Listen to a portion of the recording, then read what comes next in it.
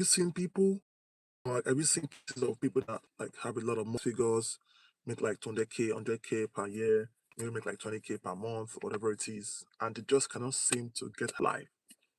Like no matter how much they try to budget, no matter how much they try to, get their finances on track, something else keeps coming up. Emergency bills, healthcare, car breaking down, family needs, this or that. Today I'm going to be sharing with you how maybe tithing could be the single reason why you can be stuck, and how if you start tithing today, it could be an unlock in your finances. From my experience, a lot of people don't know, but like I am a very big believer. I'm number one, I'm a Christian. So by virtue, and also I was raised in church. So by virtue, I was taught about tithing and how important it is. And I take it very seriously. Like the number one reason why I think I'm successful financially, why I'm able, no matter how much like they just any like normal amount of money, like 80K, 100K, 70K, but they're living good life, they rarely have like crazy bills. Everything seems to be going well in finances because they tithe and they're very faithful tithers. So if you are stuck in your finances, tithing could be the reason why you are stuck. And today I'm going to share with you how tithing could be the reason and what you can do to have that unlock and change your money game forever. God expects us to be good stewards of our money. Like God give us nothing we have. Again, I'm going to come from a biblical standpoint today, so it could sound like I'm preaching. Hey, hear me out. But God expects us to be great stewards of our money. Not just, not just even good, not just good or bad, but we should be great money managers of our resources. And probably number one way that God expects us to do that is by tithing. Tithing has been a principle from the Old Testament, like from the ages. It's about giving. And so if you feel like you are behind, like take a step back. If you are very good at budgeting, you are very good at your money game. Like you pay your bills on time. You have direct deposit set up for your savings. You have direct deposit set up, or you have automatic set up for your bills to be paid. But you just somehow are struggling. You somehow cannot just get ahead of the game. Think about tithing. Tithing could be the reason. And I'm going to open a couple of Bible verses for us to look at, to give us some context, right? The first one is Malachi chapter 3. It's very popular actually. Malachi chapter 3, verse 8 to 10 or 11. 8. Will a man rob God? Yet, this is King James Version, yet ye have robbed me. But ye say, wherein have we robbed thee? In tithes and offerings. 9. Ye are cursed with a curse, for ye have robbed me, even this whole nation. 10. Bring ye all the tithes into the storehouse, that there may be meat in mine house. And prove me now herewith, says the Lord of hosts, if I will not open you the windows of heaven and pour you out a blessing, that there shall not be room enough to receive it. 11. Case very important. Look at this. 11. And I will rebuke the devourer for your sakes, and it shall not destroy the fruits of your ground. Neither shall your vine cast her fruit before the time in the field, saith the Lord of hosts. Yes, this is God talking to the Israelites, but I'm telling you guys, if you're struggling, here it is. Look at that. Verse 11 says, I will rebuke the devourer. What's a devourer? Devourer can be ambiguous, but let's break it down. Your car breaking down, suddenly it's a devourer. Your house needing a repair from nowhere is a kind of devourer. Your children suddenly having injuries which you have to go to the hospital for is a devourer. These are all things that the devourer comes to take from our finances. But God is saying, if you tithe faithfully and offer faithfully, He will rebuke the devourer for your sakes, and it will not destroy the profit if you're an entrepreneur. The devourer is different ways. It could be tax bills, it could be home repair bills, it could be anything, family issues. Anything can happen. So if you are feeling stuck in your money, like God told the Israelites, they were complaining because why? They are cursed with a curse. So I'm going to talk a lot, like tithing is very, very important in your quest to become a personal finance master. And It's not even about being religious. Like there are so many people who are not even religious, don't even go to church, but they believe in the value of tithing. But look at what is also interesting too. In verse 10, God says here, bring ye all the tithes into the storehouse, that there may be meat in my house, and prove me now, and try me, and see. Many of us want to do what if you want all to happen in your finances, bring all the tithes, that there may be meat in his house. Because the truth is, tithing helps the work of God move forward. Even if you're not a Christian, asking to have a way out, asking to just like break through, take a moment and think about your tithes. And don't tell me that, oh, things are hard. Oh, no, no, no, no, no, no, no, no, no, no. God just is asking for 10% of your money. So you are struggling again. I'm telling you, it's the reason why you're struggling. Because God is saying here, I will rebuild, I will give it unto you. Good measure, pressed down and shaken together and running over, shall men give into you. For with the same measure that ye meet without, it shall be measured to you. Giving again. See, tithing is like giving, but this time around, God is even saying, give. So again, if you are struggling, check it. Some people are not Christians, they didn't billionaires. They give to courses, they give to universities, they give to cancer institutes, they give to hospitals, they give to climate, whatever you do, give. Because I'm telling you, if you don't give that money out, God will find a way to take that money from you. I know people who have made a lot of money, but yet live like they don't have money. Things always come up, bills coming up, health issues. The other time, one of my students that I was talking to was having issues with his finances, and his wife was in the hospital. They were gone, and after the wife from the hospital, another bill came up again with the car repair. Before you know it again, another bill came up with the daughter having to do something with the in the hospital. He doesn't tithe. He doesn't tithe. And so that is affecting his finances. So I'm telling you today, guys, it doesn't matter what you do, even if you're not a Christian, find a way to give at least 10% of your income. Always tithe. I'm telling my family, I know some people say it's not easy, but it's not about bragging. My figures in like $5 USD every month for tithing purposes in an ideal case. 5 the money we tithe, but I don't count as a month gross income. Giving out $500 a month is like, man, $500 a month. That's a compliment right there. $500 a month. That could be money for my like lashing nails and my hair.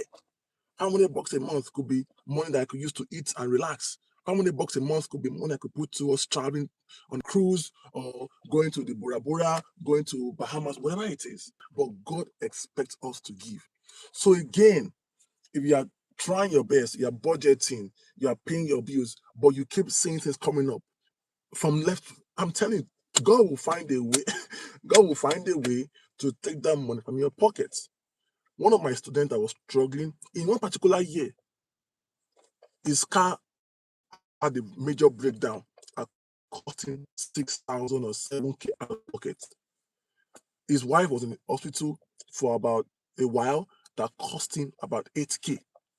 The same year too, he had to deal with some financial issues with the family that cost him another $6,000.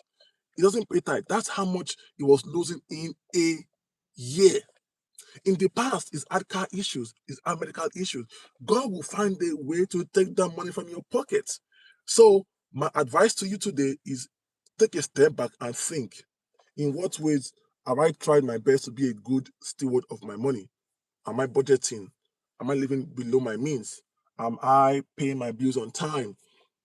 Am I trying to save money? If you're doing all of these things and yet you feel like you're still stuck, think, are you tithing?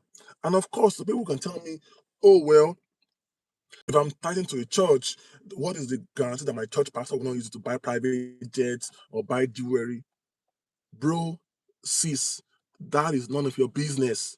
Two wrongs don't make a right. Leave them for God. God has a special punishment for those pastors or church leaders or church ministers or church workers who take the money for tithe and offering and misuse it. Case in point, we have politicians who misuse our money every time. We donate to their causes and they use the money to go fly, lodge in nice hotels, but we don't complain. People still keep donating to them. They still keep voting the same people in, and they still keep bring them into. So have that same mindset towards your tithing.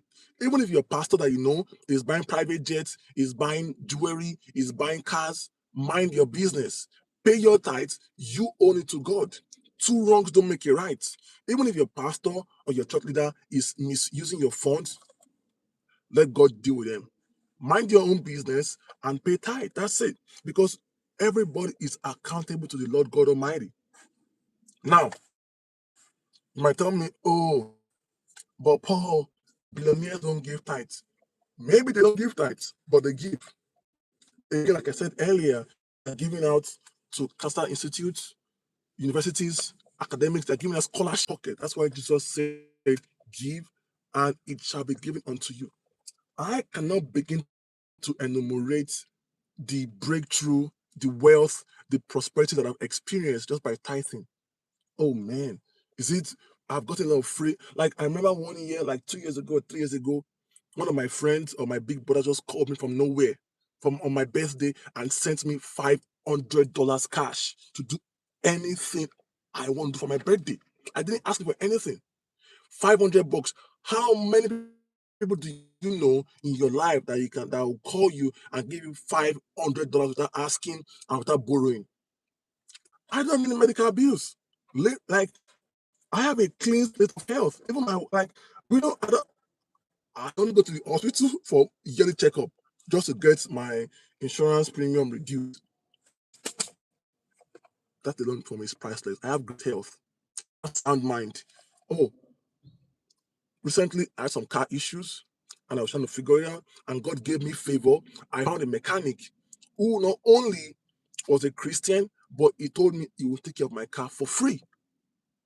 Something led to something. There was some, of course, there's story behind the scenes, but this guy literally helped me change my transmission, spark plugs, change things in the engine, and did it for me for free. About a 4K job, he did it for me for free.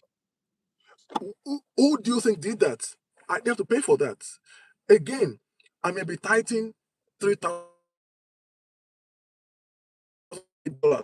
That's what I meant when I said my family tithe. My family tithes 5 figures yearly. I may be tithing 4K, 6K, 8K per month. It doesn't matter because God is blessing me multiplicationally, exponentially. My businesses are growing, my finances are growing. Like I keep getting favors left and right. My wife is in good health. I am blessed with sound. Like you're gonna get a lot of blessings in return if you just pay your tithe or give. I'm a giver. Like I'm gonna do another video on black taxes because that's something that some people are also complaining about. But it's also about the idea giving. Guys, you have to give. You have to give. It doesn't matter. I have seen the impact of tithing on my family, on my mom's family. I've seen it everywhere. You cannot do business with the Lord and not get a return. And that's the funny thing. God wants to see how much we trust Him. Tithing is not only about just doing it for doing sake, but it's also about acknowledging God and saying, God, you're my provider. This 10% I'm giving you, I could be investing it in a mutual fund. I could be using it to take care of myself, but I want to give it to you because I know that you will provide for me. And like Jesus said, He says, for with the same measure that ye meet withal, it shall be measured to you again. So have the right mindset. And some people say, oh, I just want to tithe and be don't be grumpy. Be happy doing the tithing. I remember when this lady I met like 6 or 7 years ago, she was a Christian, but she was not making a lot of breakthrough with her finances. She had a huge car payment, and somehow she just could not get through. I talked to her a little bit about her finances, and I told her, "How can you say you're a Christian and you're not tithing?" It's like, well, I don't make enough. I'm like, I don't care if you don't make enough. You need to be tithing. She took my word and looked at her money and cut back on a lot of expenses so she could be able to pay at least. How much was she trying to pay then? $800 or so in tithes. She was struggled to pay about 800 or 700 bucks in tithe. But I'm telling you, from that money that she spent in tithing, she did not know how her money increased. Now she's paying about 12 to 1300 bucks in tithe every month. She had a salary increase. She had a breakthrough in her work. She had more money come in. She had more peace of mind. I'm telling you guys, so if you see that you're struggling financially, tithe. Now, a lot of people also try to get this wrongly. They want to tithe their net income. No, don't tithe whatever you get as a net income. If you're an employee, tithe your gross income on 7,000, pay your tithes on $10,000. Because what you're doing is you're giving God the remnant, and once our best, there's amount you have before the government taxes it, before you pay your retirement funds or any investments. Make sure you pay all your business bills that you used to run your business, your cost of goods, maybe salaries, expenses like utilities, expenses like rent and fittings, maybe your car repairs that make the business run, and then the amount you have just before you put a little into your investment or into your plans for financial retirement. That's what you write on. I call it EBITDA, like earnings before income, taxes, and depreciation. Some people call it net profit, which is the amount you make before you take on your earnings. Whatever it is, make sure you are tithing at least 10% of your net profit before taxes. God comes first before the government, period. So, as a wrap up, tithing might be why you are broke. I know the title sounds controversial. That's the point. Tithing is a key concept. It can be controversial. It doesn't matter. It works. I'm telling you, if you are struggling to make payments, if you are struggling to pay your bills, if you are behind on your mortgage, car payments, food, find the money from your same income and say, God, I want to put you first. I want to prioritize you and pay your tithes. Pay your tithes to any church that you attend, or give it out. If you don't want to give it to a church because you're so angry with the way the pastors are doing it, that's okay. That's up to you. I would rather give it to a church because God's word says in Malachi chapter 3, verse 6 to 8 says, bring the tithe into my house. Now, if you don't want to give it to the house because you're not a Christian or because you don't have a church nearby, give it to a cause that you care about. But make sure that money does not come back to you. Don't say, oh, let me give it to my own non-profit that you own. No, no, it's coming back to you. Give it to a non-profit that you don't have any stake in that will not come back to you. Give it to a church, give it to a school, give it to a hospital. Like there's this hospital, St. Jude, that like does a lot of fundraising. Bro, see, just give it to St. Jude. Give it to, if you know, like a cancer hospital, or if you know like an NGO that is feeding for starvation, or even in America, whatever it is, whatever you are, make sure you give at least 10% of your income. And watch it, guys. I'm telling you, once you do it, it's over. You will see a lot of breakthrough happen in your finances. Until next time, my name is Paul. I remain your humble personal finance coach. Please share this video, it's helpful. And if you have any questions, send to me, comment below, and I'll be able to answer it. Remember, with the month coming to an end, you have the idea that you can be able to get your payment, your paycheck, and make your tithes paid. All right, guys. Talk to you later. Bye for now.